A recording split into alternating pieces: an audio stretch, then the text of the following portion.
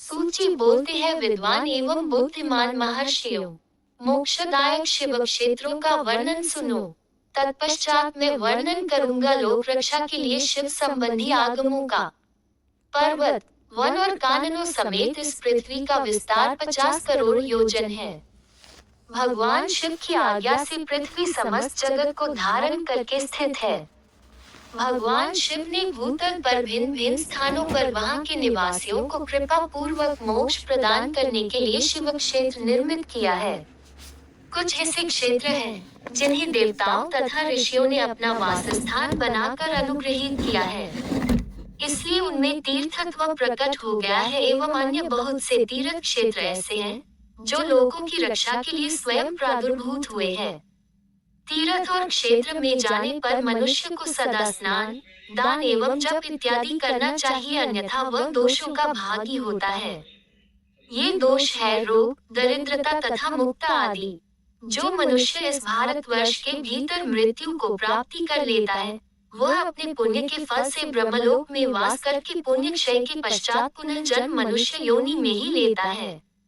ब्राह्मणों, पुण्य क्षेत्र में पाप किया जाए तो वह और भी दृढ़ हो जाता है, इसलिए पुण्य क्षेत्र में निवास करते समय सूक्ष्म से सूक्ष्म सा भी पाप न करें।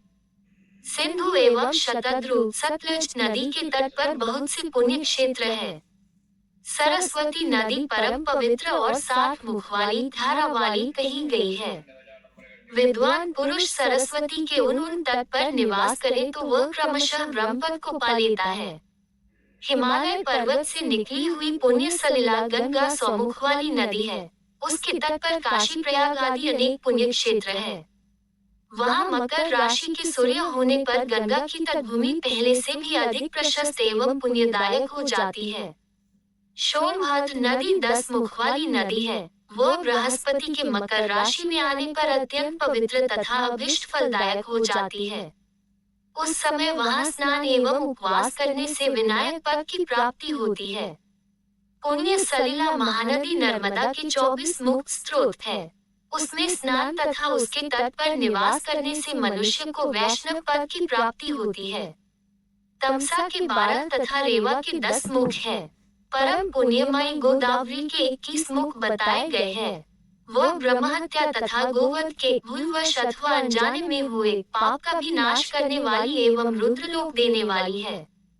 कृष्णवेणी नदी का जल बहुत ही पवित्र है। वह नदी सभी पापों का नाश करने वाली है। उसके 18 मुख बताए गए हैं तथा वह विष्णुलोक प्रदान करने वाली है। तुंगभद्रा नदी के 10 मुख है। वह ब्रह्मलोक देने वाली है। पुण्य सलिला सुवर्ण मुखरी के 9 मुख है। ब्रह्मलोक से लौटे हुए जीव उसी के तट पर जन्म लेते हैं। सरस्वती नदी, पंपा सरोवर, कन्याकुमारी अंतरदीप एवं शुभकारक श्वेत नदी ये सभी पुण्य क्षेत्र है। इनके तट पर निवास करके इंद्रलोक की प्राप्ति होती है।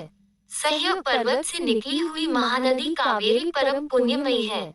इसके 27 मुख बताए गए हैं। उसके तट स्वर्गलोक की प्राप्ति कराने वाले तथा ब्रह्मा और विष्णु का पद देने वाले हैं। कावेरी के जो तट शैव क्षेत्र के अंतर्गत है, वे अभीष्ट फलदायक होने के साथ साथ शिवलोक प्रदान करने वाले हैं। नैमिषारण्य तथा बदरिक आश्रम में सूर्य और बृहस्पति के मेष राशि में आने पर अगर स्नान करें, तो उस समय वहां किए हुए स्नान पूजन आदि को ब्रह्मलोक की प्राप्ति कराने वाला समझना चाहिए। सिंह एवं कर्क राशि में सूर्य की संक्रांति होने पर सिंधु नदी में किया हुआ स्नान तथा केदार तीर्थ के जल का पान एवं स्नान ज्ञानदायक जाना गया है। जब बृहस्पति सिंह राशि में स्थित हो, उस समय सिंह की संक्रांति से युक्त भाद्रपद मास में यदि गोदावरी के जल में स्नान किया जाए तो वह शिवलोक को प्राप्त कराने वाला होता है।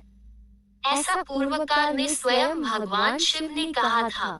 जब सूर्य और बृहस्पति कन्या राशि में स्थित हो, तब यमुना और सोनभद्र नदी में स्नान करें।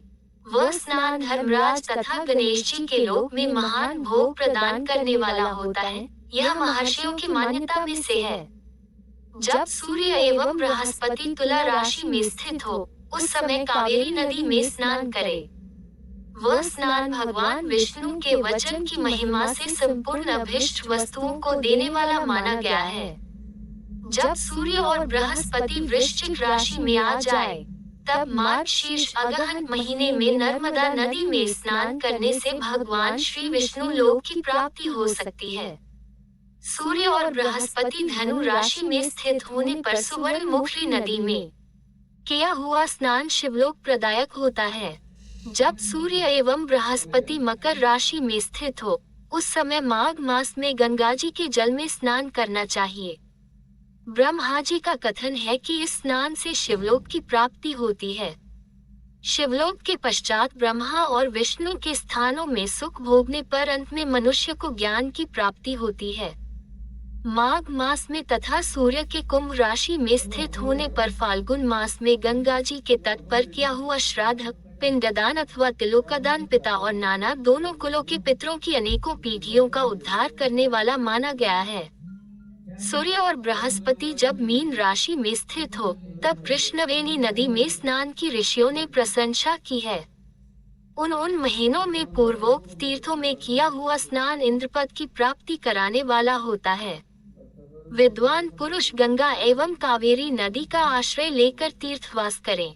ऐसा करने से तत्काल किए हुए पाप का निश्चय ही नाश होता है। रुद्रलोक प्रदान करने वाले बहुत से क्षेत्र है। ताम्रपर्णी एवं वेगवती ये दोनों नदियां ब्रह्मलोक की प्राप्ति के स्वरूप फलदायक है। इनके तटों पर कितने ही स्वर्गदायक क्षेत्र है। इन दोनों के मध्य में बहुत से पुण्य क्षेत्र है। वहां निवास करने वाला विद्वान पुरुष वैसे फल का भागी होता है। सदाचार, उत्तम वृत्ति एवं सद्भावना के भरपूर मन में दया भाव रखते हुए विद्वान पुरुष को तीर्थ में निवास लेना चाहिए, अन्यथा उसका फल नहीं मिल पाता। पुण्य क्षेत्र में किया हुआ थोड़ा सा भी पुण्य अनेक प्रकार से वृद्धि को प्राप्त होता है, तथा वहां किया हुआ छोटा सा पाप भी महान हो जाता है। यदि पुण्य क्षेत्र में रहकर ही जीवन बिताने का निश्चय हो तो उस पुण्य संकल्प से उसका पहले का सारा पाप तत्काल नष्ट हो जाएगा, क्योंकि पुण्य को ऐश्वर्यदायक भी कहा गया है। ब्राह्मणों, तीर्थवास जनित पुण्य कायिक, वाचिक तथा मानसिक सभी पापों का नाश कर देता है। तीर्थ में किया हुआ मानसिक पाप वज्लेप हो जाता है, वह कई कल्पों तक पीछा नहीं छोड़ता। वैसा पाप केवल ध्यान से ही नष्ट हो सकता है, अन्यथा नहीं।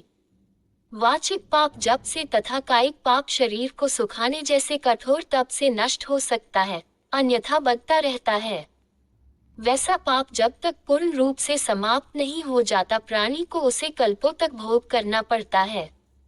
अतः सुख की अपेक्षा करने वाले पुरुष को देवताओं की पूजा करते और ब्राह्मणों को दान देते हुए पाप से बचकर ही तीर्थ में निवासी बनना चाहिए।